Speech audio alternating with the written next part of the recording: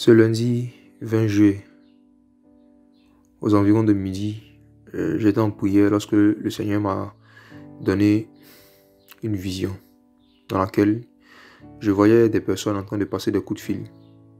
Ils passaient des coups de fil et ces coups de fil-là, ils les passaient de la Côte d'Ivoire vers des pays étrangers. Je voyais des pays d'Europe, d'autres c'était l'Amérique et d'autres c'était des pays de l'Afrique de l'Ouest. Et le Seigneur m'a rapproché de l'un d'entre eux. Il y avait plusieurs personnes qui étaient en train de passer des coups de fil. Ils s'étaient assis dans un salon. Après, je voyais des scènes où il y a d'autres qui étaient dans une chambre. Après, je voyais des scènes où il y a d'autres qui étaient dans un bureau. Et le Seigneur m'a rapproché de l'un d'entre ceux qui passaient les coups de fil. Et je l'ai entendu dire ceci: apprêtez la maison dont je vous ai parlé parce que nous venons bientôt. Nous allons bientôt quitter le pays. Et j'ai demandé au Seigneur de quoi il s'agit. Et le Seigneur m'a dit que ces gens qui m'ont montré, ce sont certains membres de certains partis politiques qui sont en train de s'apprêter à quitter la Côte d'Ivoire, qui sont en train de s'apprêter à déménager pendant plusieurs mois hors de la Côte d'Ivoire pour se mettre à l'abri de certains problèmes que eux-mêmes ils ont contribué à créer dans ce pays. Il y a certains membres de certains partis politiques qui ont accepté de l'argent pour pouvoir pousser une partie de l'armée, pour pouvoir pousser une partie des soldats, une partie des militaires à pouvoir se révolter et à pouvoir semer le trouble.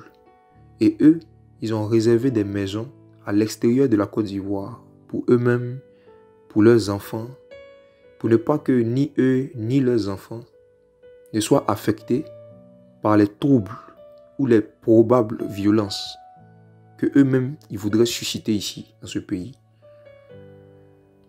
Et le Seigneur me dit de vous dire ceci à vous qui êtes concernés par cela.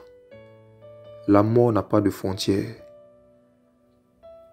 Le Saint-Esprit me dit de parler à tous les politiciens qui ont accepté de l'argent pour pouvoir pousser des gens à se révolter, pour pouvoir pousser des gens à faire des choses qui vont créer la violence dans ce pays. Le Seigneur me dit de vous dire que la mort n'a pas de frontières.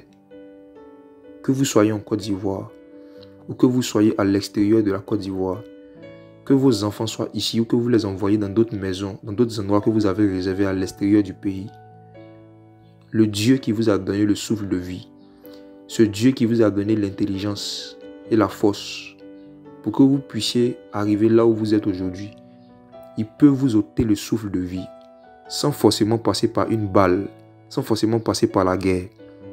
Il tient le souffle de tous les habitants de la terre entre ses mains. Et si jamais vous faites des choses qui l'irritent à un certain point, la mort peut vous surprendre, vous et vos enfants, que ce soit en Côte d'Ivoire ou hors de la Côte d'Ivoire. La mort n'a pas de frontières. Vous êtes censé contribuer à la cohésion et à la paix de la Côte d'Ivoire.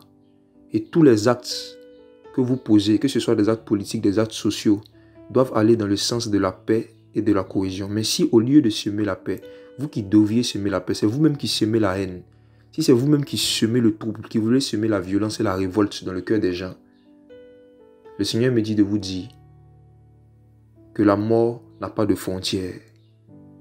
Repentez-vous, abandonnez vos mauvaises voies. Quitter la Côte d'Ivoire n'est pas la solution ultime pour éviter la mort que vous avez contribué ou que vous voulez contribuer d'une manière ou d'une autre à semer dans ce pays. La mort est un esprit qui n'a pas de frontières. Repentez-vous de vos mauvaises voies. Dénoncez toutes les personnes qui sont venues vous soudoyer, qui sont venues vous approcher pour que vous fassiez des choses qui vont semer la haine et la révolte dans le cœur des hommes armés de ce pays. Si vous ne vous repentez pas et que vous n'abandonnez pas cela et que vous continuez dans le secret à pouvoir monter une partie de l'armée contre les autorités de ce pays, le jugement du Seigneur Jésus-Christ va tomber sur vous, peu importe le pays dans lequel vous allez vous trouver. Il risque d'avoir des morts subites. Il risque d'avoir des maladies étranges dans le corps de plusieurs membres, de plusieurs partis politiques de la Côte d'Ivoire. Parce que Dieu voit ce qui se fait dans le secret.